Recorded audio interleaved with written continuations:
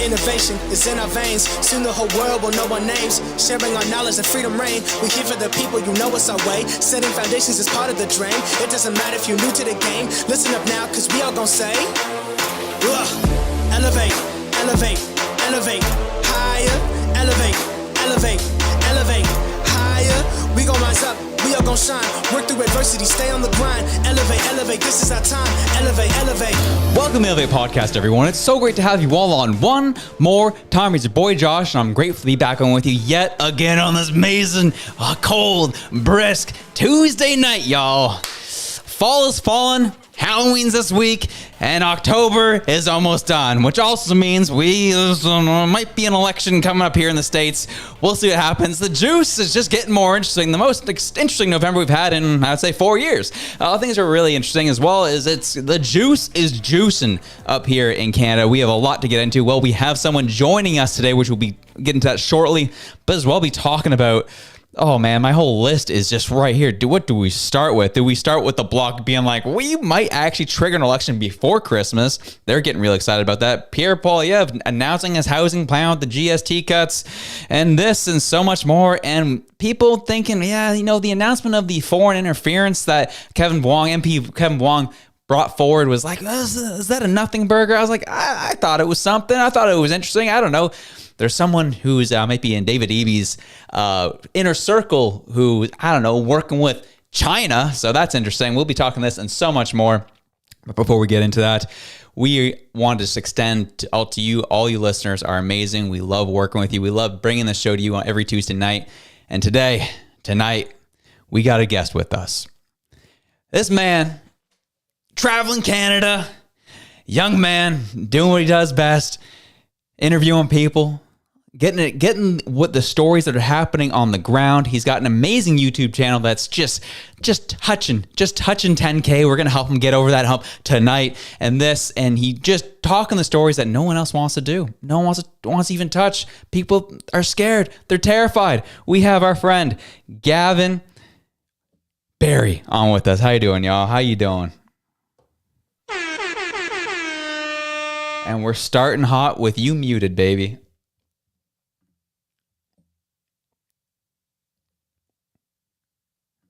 See what's going on here. There you go. You can talk now? Am I good? You're good now. There you go. Okay, sweet. I was just going to say that I love the energy. You're great at what you do, and I really appreciate you having me on. It's the first time I've actually come on anybody's show, so I hope it's a good one, and I'm ready to get into it. Yeah, I guess this is a bit of a different scenario for you, isn't it? Where you're usually the one asking the questions and talking to people, and you tend to put yourself in precarious situations. I found I've gone through a handful of your YouTube videos, I thought, which are really interesting. And essentially, your channel name is just Gavin Barry. Is that correct? That's it. That's the one. It's funny. Whenever I'm putting in like business name for anything tax related, it's just my first and last name. After I put in my first and last name already, it's kind of funny, but that's what we're doing. Oh man, the CRA is going to come after you. They're going to audit you to bits. It's going to be comical. But you are someone who's done a lot of cool work. You've done work going over to East Hastings and what's happening on that stretch, and interviewing people who are there on the ground, whether it be residents or trying to talk to people who are living that life. What is probably at this point, as you're starting anew into this, what's been the craziest experience you've encountered at this point?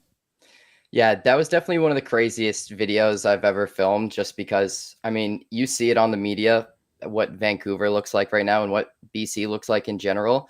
It is so much worse to stand in front of and watch. It was shocking. I live in Newfoundland. I've lived here my whole life. So I'm on the furthest east coast. I don't even know if we have fentanyl here. I have not once seen somebody bent over, zoned out like that in my entire life. So seeing that multiplied by hundreds or thousands, it's just, I can't even explain the way that made me and my cameraman feel, especially coming from Newfoundland. One of the craziest videos and craziest experiences of my life. Absolutely. And you had a couple clips where people were literally attacking you in the car that you were in. Was there at any point where were you in fear for your safety at all? Or were you kind of like, no, it's kind of part of it, we'll be okay? Any of that at all? Absolutely. The entire time. I've gotten an immunity to walking around with a camera and filming videos. Not everybody likes cameras. I understand that.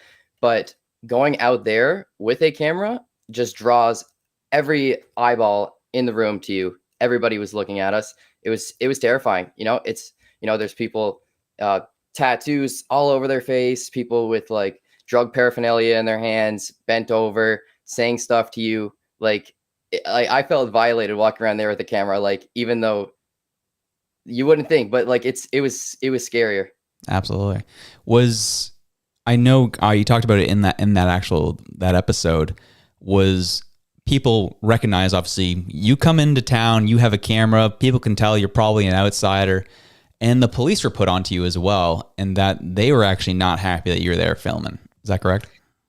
That is correct. I mean, we went up to a couple of police officers. Obviously, there's a lot of patrol police officers that stay in the downtown east side because it's dangerous. There's a lot of robberies. There's people that just go in and rob the convenience stores. They need to stay there and, float around for that kind of stuff. And then you have the drug overdoses. The fentanyl crisis is just insane there. So yeah, there's a lot of people in charge that stand around and just kind of monitor the place.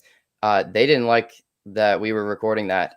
Obviously, for whatever reason, they might think that the first thing when you see somebody with a camera is that you're coming down there to, expose these people and, violate them and show them at their worst. But I kind of had to explain to them that that's not really what's going on here. And I'm a journalist and I'm here to capture the bigger picture, and it's really for the greater good.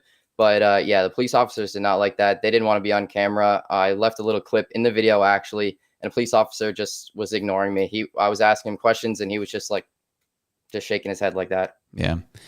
So do you feel that there's, I don't know, because when you look at the political scale and federally, there's been a lot of work, at least from the current government, trying to actively act like that's not really an issue and it's not as big of a problem as it is. Do you feel that pressure at all when you're trying to expose a story, or you're kind of like, I kind of ignore the federal politics and all the politics around this, and we're just going to get this story? Did you feel any pressure at all when putting this all together? Yeah, absolutely. Like, I mean, I spent over maybe close to $2,000 going over there, filming that video, in flights, hotels, accommodations, food, and whatnot. And I've tried my best to follow the YouTube guidelines, blurring everything. You're allowed to post things on YouTube and still stay monetized if you blur the drug paraphernalia, blur the bad words, and just follow all the little nitpicky guidelines. And if you talk about sensitive subjects, with care, and if you're, you look at it from a bird's eye view perspective, then you should be allowed to get monetized instantly. I'm demonetized on all of anything that criticizes the government that we have in place right now. I get demonetized. It's happened on this video. It's happened on 3 other videos that I've posted. So, they're making it very difficult for me. It's just how it is. It's the game that I chose to play. It's not slowing me down. I have other sources of income, and I plan to scale this really big. But yeah, there is pressure when I make videos on topics that don't align with what the federal government is bringing to the media. Absolutely. Typically this has happened to us on this show as well. When we kind of post episodes, they either get demonetized or they get shadow banned altogether. They won't push it, especially when we talk, a specific conflict happening over in the Middle East. People, they don't like when we mention those countries' names, and they'll give us a hard time there. For you, when you were posting those episodes, we know the greater idea is the fact that they don't want that information getting out. But what was it that YouTube pointed out? Like, what was the nitpicky thing? They're just like, oh, you had this, so we're demonetizing it. What was the thing for you? I was curious. They actually gave me a time code. First of all, they don't give you time codes unless you go in and request an appeal, and then you need to do that again. So I double appealed.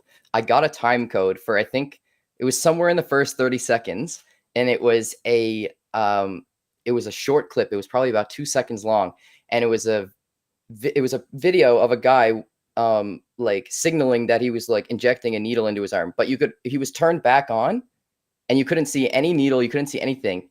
And they said, this is promoting the use of illegal drugs or whatever that little thing falls under. Oh, dang. Oh, so kind of like what our government does is promoting the use of illegal drugs. Awesome. Wow. We're going to demonetize our government. I'm curious. Wild. That's really interesting. And so we'll get into some of your other pieces, which are very interesting. What made you want to get into this? You've talked about in this show already how much money you got to drop to be able to film one episode. For me, life's good. I show up in my studio, I talk about the news, I complain what the government's doing, and I'm able to stay monetized that way. But so I don't have to put a whole lot of money into each of my episodes. For you, there's a little more on the line. So what got you into this in the first place, and how did you get the money together to be able to pull this off? Yeah, man, I don't know. I thought about take a lot of interest in the stuff that's going on in my country at the moment, as everybody should.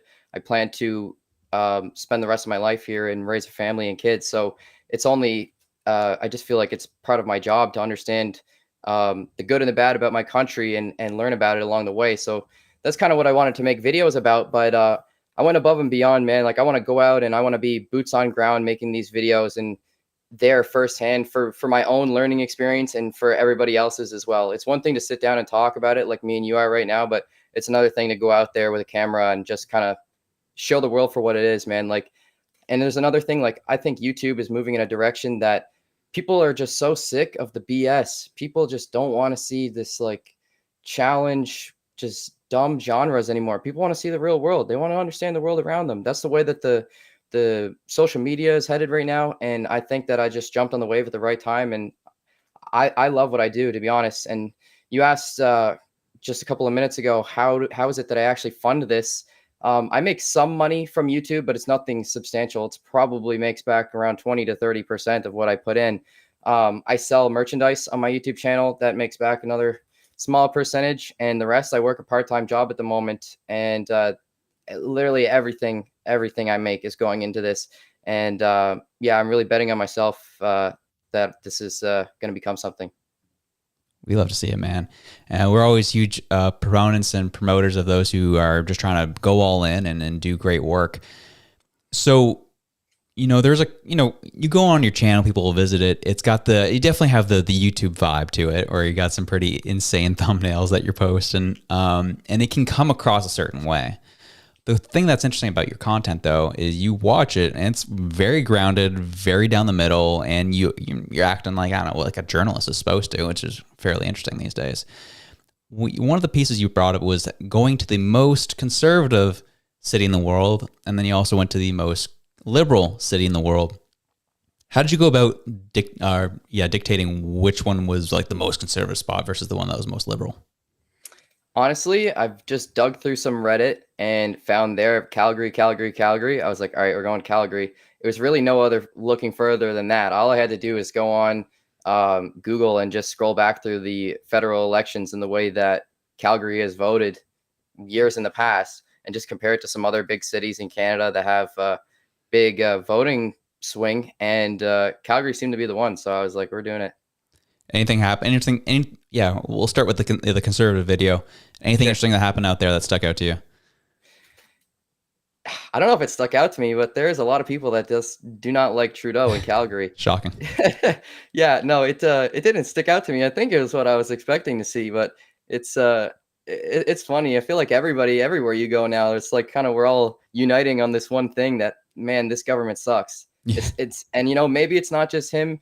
A lot of people just point the finger at him and say, screw this guy, but the Liberal Party has seriously done something to Canada in the last 8-9 years that they can't be forgiven for, at least not at the moment. Yeah, that's like some of the conversations I'm having with my American friends right now is, I fear for more their election than ours whenever ours comes, because, down there it's 50-50 right now, or 52-48, whatever you want to look at it for one of those candidates. And up here, we're not going to face that issue. Whether you're left or you're right, you hate Trudeau. Like no one likes this guy, and so I think our election will go relatively smoothly in terms of the outcome. But like when you went over to Toronto, in the most liberal city in the country, what was that like? I saw you rantle a handful of people who were just like, no, screw that guy, screw Trudeau. Was that kind of the general vibe you got there? Even they keep voting red. It was kind of the general vibe. I will say this, some things don't get put into the video for whatever reason. Maybe the person was boring. Maybe the person stuttered a lot. Maybe I just didn't really like what they said. And then, that sounds bad. Like, oh, you're just using the clips that fit your narrative. No, it's just some people just say really dumb stuff. And I'm like, okay, this is just a waste of time. But the thing is, a lot of people there, I did find a lot more people that were, trying to hold Trudeau's back and kind of be there to defend him. So there was a little more of that, but yeah, on the other side of it, the people that didn't like Trudeau, they were like, get him out. And it's not really something I expected to see there, but people are starting to wake up too. I think, like I said, everybody's just uniting together that this government just needs to go. Yeah, everyone's miserable at this point in time. And there was actually one point in one episode, which was the most culturally diverse city in the world, I think was the name of that video. You used an image that has garnered a lot of attention and has garnered a lot of, I would say, tension as well. Which you used the photo of the man who was allegedly pooping outside the gas station. There's been a lot of back and forth whether that was a doctored video, or a doctored photo, or a real photo. The gas station attendant or the owner of the gas station says that never happened. He looked at his cameras. However, you got to look at the political leaning of that gas station owner and his connection to the Liberal Party. So you can only kind of take his statement with a grain of salt. Curious, with that being the backdrop of that image, why did you include it? I actually had a little segment in that video where I talked about that there's people pooping on beaches in Canada and people are very frustrated about it. But it was more so, one, I want my videos to be entertaining and I want you to be able to chuckle at them every now and then. But two, it was to give context that there is a big assimilation problem in Canada right now. And it's not just me noticing that, it's everybody. And I feel like I speak for everybody when I say that. Everywhere you go, customer service has gone down. A lot of the customer service jobs or fast food jobs now are people from other countries, right? There's language barriers. There's just mannerisms barriers. There's just a lot of things that, are starting to make people a little irritated. And that photo obviously garnered a lot of attention online, particularly X, as where I found it.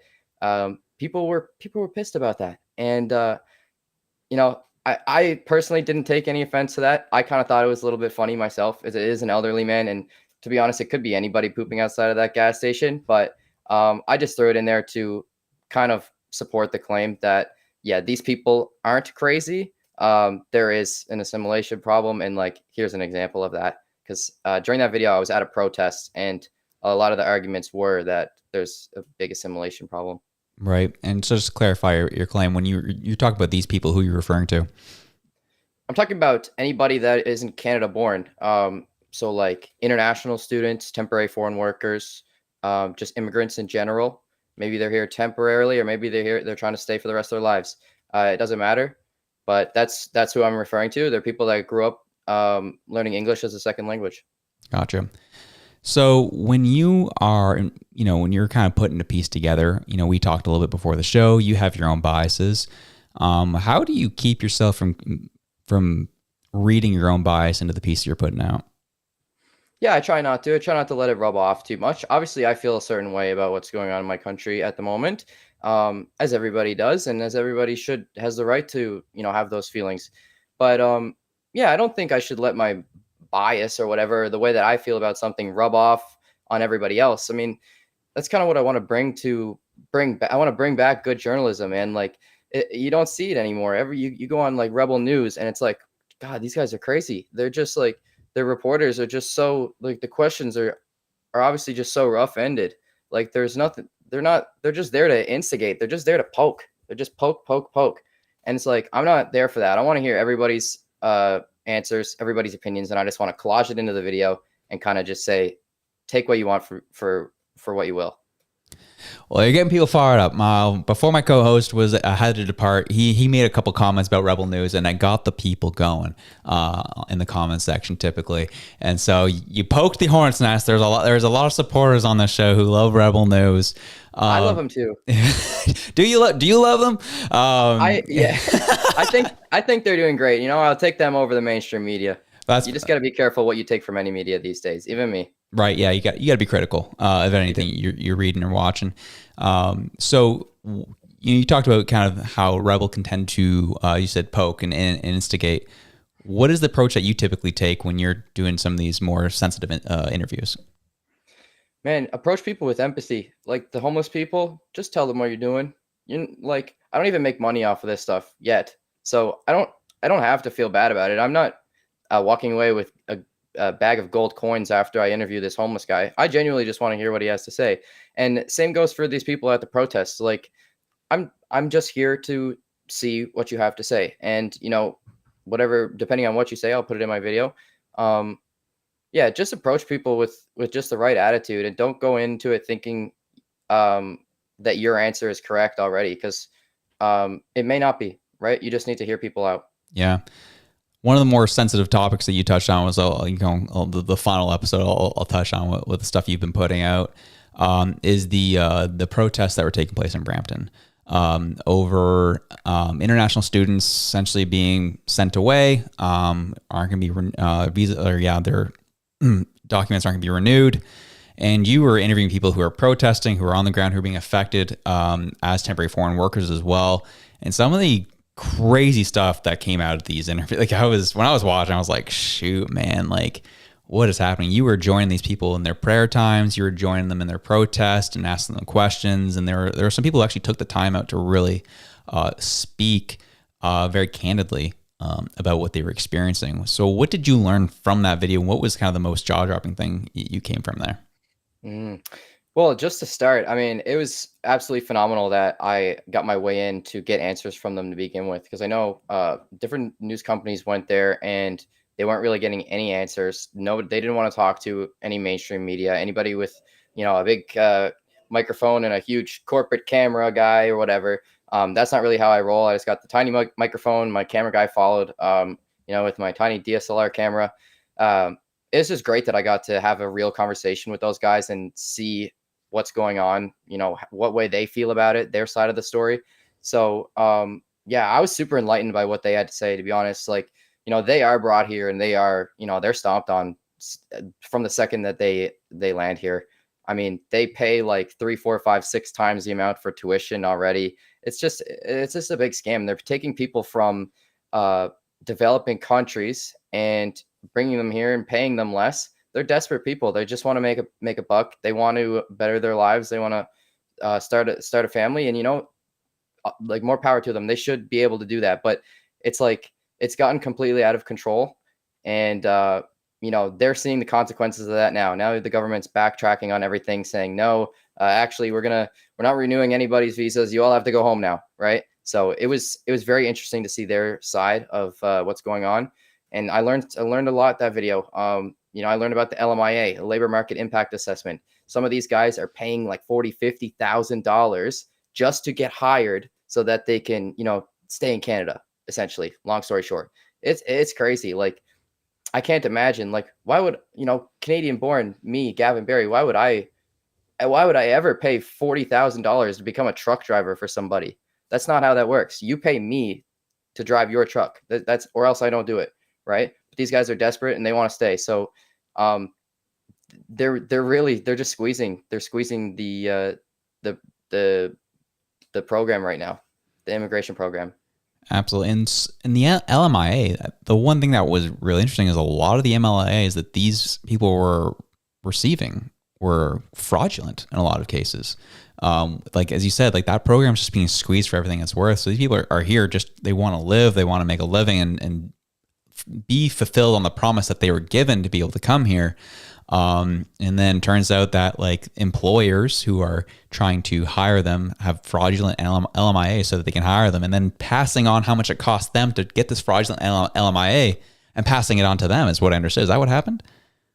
Yeah, essentially, it's a big mess. I do want to say that these media companies that did show up there, they didn't get any of these answers out of these people, and I'm quite literally the only video on YouTube that has the explanations to this. It wasn't something I was aware of, or a lot of people in my comments section. So, to go back to what you said about, like, my unbiased approach, this is kind of what I want to do, because I'm doing everybody a favor. I'm sharing these guys' side of the story, and I'm also enlightening everybody else that maybe didn't know what was actually going on. Yeah, there was one gentleman in particular who you had some very extensive conversations with, who seemed very passionate. Did you have a specific idea of what things were happening, and did this man change your mind at all, or really open your eyes to anything that was going on?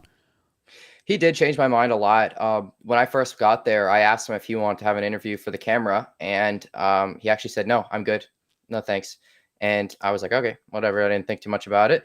And I was kind of walking around, just interviewing some other people at the protest, and somebody drove by and said, "Go home," or "Go back to your country," or something like that, right? Racial slurs out the car window, drive away.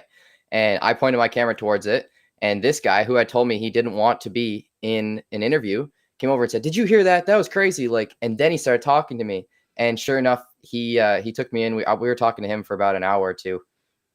Yeah, he was passionate, and we're actually seeing in the chat here, Justin Time says, yeah, Gavin's video was very eye-opening on this issue, and congrats to you, man. Your message is getting out. And I think that's kind of what my understanding about that piece in particular is it's just mismanagement. Like, it's time to direct our eyes at who's at the top of making these decisions. What got us in this position in the first place? Well, let's talk about it. COVID happened. They stopped all immigration for like a year and a half. And then we had a bunch of shortage in jobs. And then Trudeau's like, oh, I didn't think about the stopping of immigration was going to stop people having, like, getting help on some of our jobs here in Canada. So he's like, okay, we're just going to open all immigration. Everyone's coming in. And then all the fraudulent schemes arise, and people are getting exploited coming over here. And now it's just a big mess. And now Trudeau's like, oh, crap, we got to clean up this mess. All right. My caucus hates me. Everyone wants me to drop down as a leader. Let's just send everyone home. Everyone's going to be happy with that. And just like that, everyone is now getting screwed over. Was there any particular moment for you when, like, was there any moment with the people you're talking to who are directing their frustration at the government, or were they being able to, with the people who are the Canadians, quote unquote, who are, yelling things at the window, giving them a hard time? Were these people who are protesting, seeing as Canadians as the enemy, or they were kind of directing more of their focus on, no, the government lied to us essentially, and they're directing their frustration there? Yeah, 100%. It's the frustration is towards the government. But on the flip side of that, Canadians from the outside looking in, the frustration is on the immigrants, which is, I get it. It's weird. It's creepy. It's corrupt. like 99.9% of the people at this protest were from Punjab. That's weird. It's just weird, right? Like, where are the Mexicans? Where are the Italians? Where's everybody else, right? So I get it. I get the frustration that people are looking past the government, saying, "Well, screw the government. These guys are ruining my country too." That's not the way that anybody should look at it. You need to hold the government accountable. Whatever you are, left wing, right wing, it doesn't matter. If the government is doing things that are personally affecting your life, you need to hold the government accountable, and it's not anybody else's fault but theirs. I appreciate that. And before we move on, was there anything before you move on to like the next video I want to chat about? Was there anything from that time and that video that you want to kind of share about before we move on? Yes, absolute devastation. What's going on in Brampton? With the schools. The schools are not real. They're not backed by anything. They're these fraudulent schools. I've went to 2 of them. I actually only put 1 of them in the video. It's hilarious. They're just 2-story buildings. These are colleges, universities you're talking about? Yeah, yep.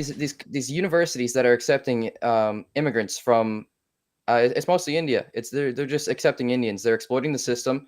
They are just leasing out a building. They are putting a few desks and chairs in there, vending machine, and they're hiring professors. God knows what their education are, or what qualifications they have, and they're teaching these students and giving them a sheet of paper and saying, "Here you go on your way." And that's not okay. That's not the way that this should go. And whether these people know they're being scammed or not doesn't matter. This shouldn't be a thing. They need to be shut down immediately. Gee, and this was all for the sake of them being able to get a visa to be able to be students here, and it's just these random universities that are opening up and just cashing checks. Is that what's happening? These colleges were literally opened up to cash checks. This is the same as if me and you got together behind closed doors, wanted to lease out a building. We took out the loan, and then we just, got in contact with a like an agent in Punjab and said, send him over. Here's the waiver. We'll take it from here, and give us the money. Gee, essentially people being used as bargaining chips in a lot of ways. Absolutely. Just to cash money. That's wild, man. So I knew that type of stuff was going on. I didn't realize how calculated and how thoughtful it was. Was people like, yeah, the government's just letting everybody in on these international student visas. We can make money off this, and that's kind of what we're seeing. Gee, that's wild, corrupt, man. It really makes you think what else is going on. What are they doing such a good job that's covered up that nobody's even questioning it yet? I've kind of gotten to a point where I don't want to say I don't believe anything the government's telling you, but the government is not your friend. There's so much corrupt stuff going on, and you really got to look at everything you got to take a double take at everything. All right. You went there. I'm going to talk about it. What is the most corrupt thing that you've come across during your work here? Oh God. I don't want to drop any conspiracy theories or anything, but I do think that homelessness all across the board, every province, every city, that could be dealt with for the most part, almost to 100%, but it's not, because these people are out of let's call it the rat race. They are not working class citizens anymore. Their bank accounts have nothing in them, and they're probably not going to be able to get a job, even if you get them into rehab and back into, let's say housing. So the government doesn't care about these people anymore. The government doesn't profit off of these people anymore. So, for the lack of a better word, they're left to die. And that's my version of looking at what the homeless crisis is right now. And that's everywhere. That's in the United States too, right? This huge crisis is, it's incredible. And I think I don't know what's going to come of it to kind of stop this from getting any worse. But I'll tell you, when I was a child, it was not normal to see tents on the side of the road or just going down the highway like that. That would have been absurd. But now it's become normalized. It's not cool. And I think most anyone listening to the show, anyone who's followed us, know that we all kind of feel the same way. Where, yeah, the homelessness has just increased like crazy, and it doesn't. And it's and the excuse was, and people still use it as outdated, arguments like, well, they got themselves there, they can get themselves out. And it's like, things are so bad now. Like, people who I relate to even more than I would have someone who was of a lower quote unquote status, whatever the heck that means. People who look like me, essentially. It was like, you know, who are living in tents, who were like, you know, they don't have the tattered clothes, or they aren't quote unquote dirty. There's normal people who just can't afford their homes now, and now are forced to live under a bridge, forced to live in a tent. Families in some of these cases are being forced to live out of tents, which is bonkers. You know, you're supposed to be able to go camping out of a tent as a vacation, not to be as a permanent living situation. So it is really terrible. And the fact that you've been on the ground seeing it up close and personal is it must be heartbreaking. Yeah, it's terrible. I've seen way too much of it for my liking, but you know, I know it's for the greater good for what I'm doing, and you know, it's not going to stop me, but the way that I feel about it, because I know that I'm making a difference. Absolutely, keep fighting the good fight, dog. We'll end on a higher note, on a brighter note. Your video covering the Queen of Canada. Sure. That was that looked wild. This woman is interesting, to say the least, and they ended up taking over a building in Saskatchewan, and you said, you know, I want to go out there, and the closest hotel that you could find was 2 hours away from where these people were housed and doing their thing. What was that like, trying to get the details of that story, trying to get into essentially a compound that's been set up by these people in the middle of the prairies? Well, for one, it is not fun to drive across the prairies, especially alone. I wouldn't recommend that to anybody. Oh, you did that by yourself? I did that all by myself.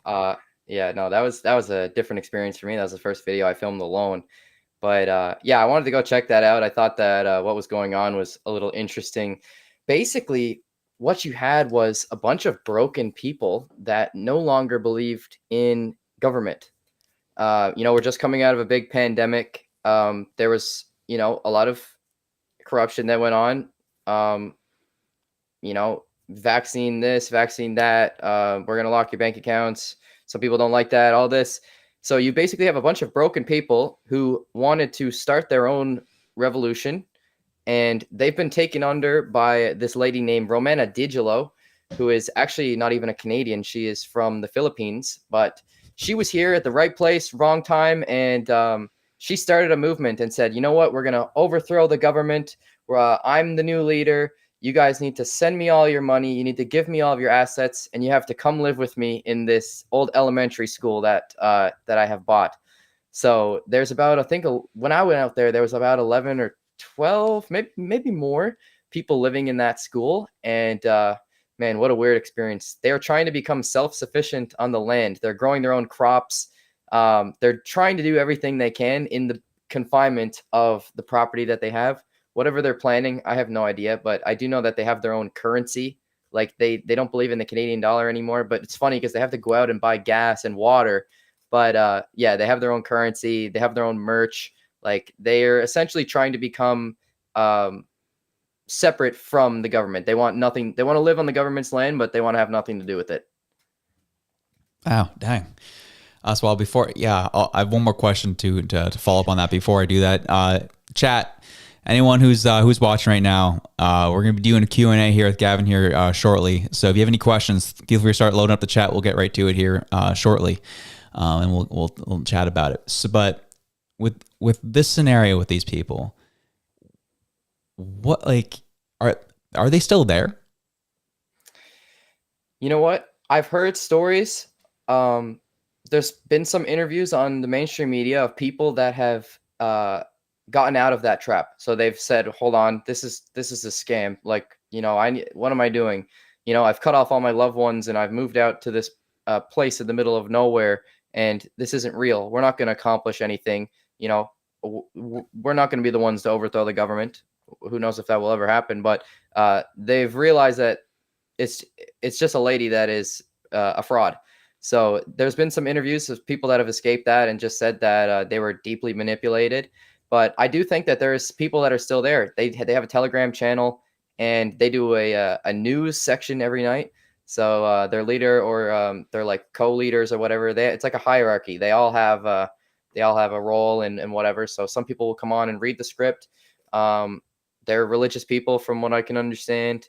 and yeah, they're still out there doing their thing. It's sad, but I don't think anybody's really going to touch them. That is so interesting to me. It shows you the impact, right? You know, if we look at what happened in February of 2022 with the trucker convoy out in front of Ottawa, that's where you have impact, right? That's where you're getting in the face of political leaders and people who make decisions. You're going to overthrow the government in the middle of Saskatchewan. Not a whole lot's going to happen to you, or people don't really see you as a threat.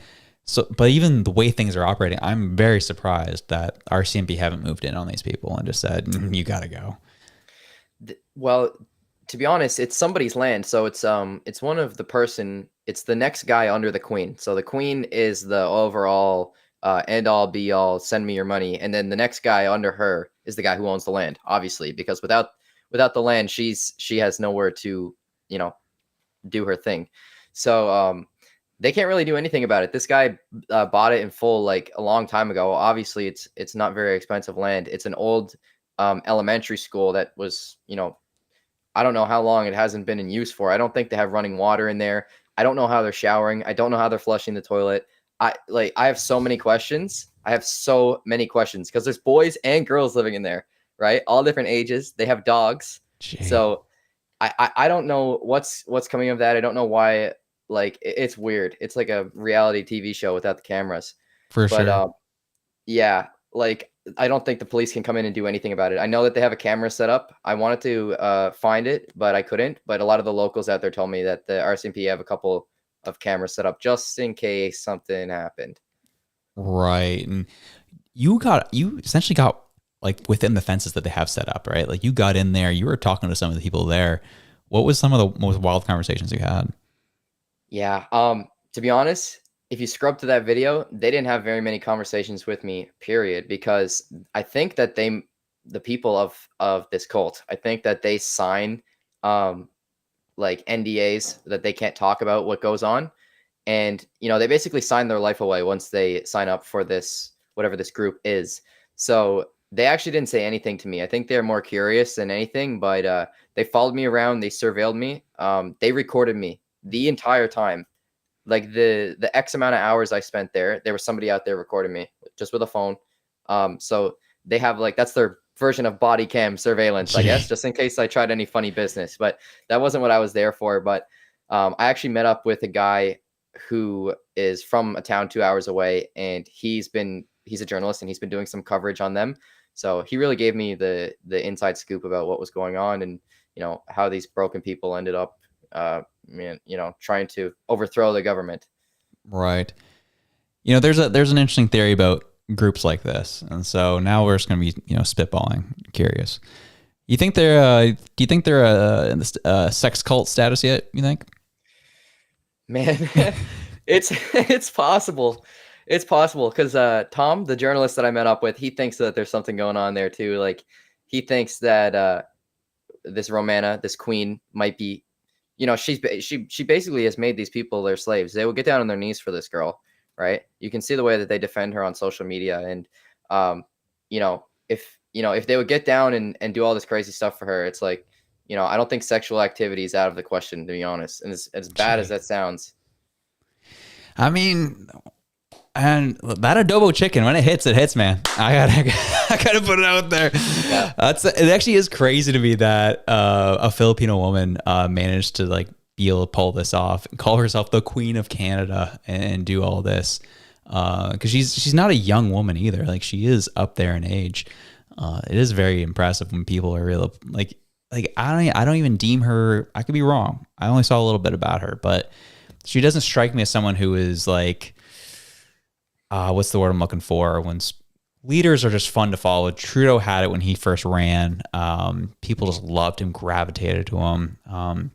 Charisma. She doesn't strike me as someone who has the riz. But then people just really bought into this idea, as you said, this brokenness they were feeling that and this woman gave them some kind of hope that now they're living out in an elementary school in Saskatchewan. Wild. Yeah, that's exactly what happened. Gee, that's wild, man. Well, we're going to get to our chats here. So Algoma U Brampton was obviously one of the colleges you're talking about when it came to the Brampton protests. Said the campus has increased enrollment by 900% in 3 years. That's crazy. Like that's insane. It's criminal. That Bassway says, and for you, for us BC residents, we can enjoy 4 more years of this disaster. Oh man, shouting out Mr. Eby, getting a majority government, which is kind of crazy. Riley Elder saying the lady went to an elementary school in Sault Ste. Marie, Ontario during COVID with a religious breakaway group. So is that the same woman you saying, Riley, or is that a different group that also had the same idea? I'd be curious. No, it's likely her. They have a minivan, or not a minivan. They have a camper van. They travel all around. I know that she did some, let's say, campaigning in Ontario. She's actually been to Newfoundland, where I'm from. No way. I've seen some clips of her, and I was like, I don't like that. But she's been everywhere. They've been to every province. Gee, she's a battle. I mean, I have to admit, Indigenous Rambo said try going to winter in Winnipeg and visit the encampments. It would be crazy there. Riley said it was the same woman. It's just the fact that dealing with the winter in the prairies is no joke, and gotta give them credit. Like as you said, there's no what they doing for electricity, what are they doing for heat, for plumbing is, I don't know. It's interesting. It's beyond me, man. I have no idea. Wild. Well, last question for you, sir, before we end this off. What is the future goal? You talked about how you got big plans, how you want to see this thing grow. What is your North Star, what you want to accomplish, and what you want to see this channel become? Honestly, numbers, they're not going to, I'm not going to say I have this end all be all goal that I'm chasing and striving towards. But I really just want to make this a career, man. I love what I do, and I think that I'm, filling a gap in the market. I think that there needs to be somebody out there covering this kind of stuff. I mean, we have great shows like yours and a few other people's that they'll sit down and talk about the issues or the political side of things. But there's nobody really out actively flying around and zipping around and going to relevant things that are being talked about. So really, the end goal is just to make this a career, man. They're not making it easy for me at the moment, but I am trying to find other workarounds. I'm trying to get sponsorships for the videos at the moment. I'm selling merchandise. I'm trying to, build my trust with my audience. And I'm really trying to get my name out there. Hence the reason I'm on this podcast with you right now. And I had a lot of fun, and I hope that we can do it again sometime. Absolutely, Gavin. We love having you on, especially as you grow. The biggest advice I could probably give you is just try to stay independent, man. And don't try, it might be tempting at times. I just think you do such a good job on your own. I would love to see you continue growing that, because I think your message is really is good for the most part. And again, as I said, I feel like we all have our biases, but you do a good job not allowing yours to come through too much, which is what we need in journalism in a lot of ways. And so keep that going. Are you familiar at all with Tim Pool? I'm not. So he's an American political commentator now. But that's kind of how he started, very similar to you, where he went out on the ground. He went to different countries and the revolutions that they're experiencing, and did live streaming and did the whole thing all off his phone, which is crazy. And it got so crazy though that he started getting recognized at protests and this, that, the other, and that people started attacking him. And so he actually had to retire as an on-the-ground journalist and then become me and talk about politics on YouTube, which I thought was interesting. Yeah, the end goal for me is definitely to have a podcast as well. It's a little, it's safer. It's lower maintenance. It's less traveling, and that is a goal. But for me right now, I'm 21 years old. I'm young and reckless. I'm ready to get out there and do the thing. Let's go, my guy. Let's go. Well, thank you so much for joining us, man. Really means a lot. I will connect with you a little bit later. I got to show that I'll finish up here. But dude, thanks so much for coming on. It means a lot. And stay strong. Cheers, man. I had a blast. Last thing. Where can we find you? Where can we find your socials? First and last name: Instagram, TikTok, YouTube, and Twitter. It's just Gavin Barry. Just search it up. You'll find it. First one there. Love to see it, man. Let's get you over 10K, dude. Have yourself a good night. Thank you. You too. Thank you. Well, it was definitely a pleasure to be able to have Gavin on. There's so much to talk about, and so much to get into these days. And so we have so much news to get into. So first and foremost, Thank y'all for holding in. We're coming in on almost coming up on an hour here, folks. Holy jumping, y'all. Yeah, you know what's going to do is we're going to end it here. I'm going to do a separate episode and release that tomorrow. I am exhausted, I'll be honest with you guys. But because I have about 8 stories I got to get through. Can't do that right now. I don't have the energy for it. So I love you guys so much. I promise I'll put in an episode tomorrow and be talking about all these things. So whatever it is you're doing, whether you be going to work, flexing at the gym, or just doing what you get, just hanging out with friends, whatever it is you're doing, wherever you are, we love you. We're out. Peace.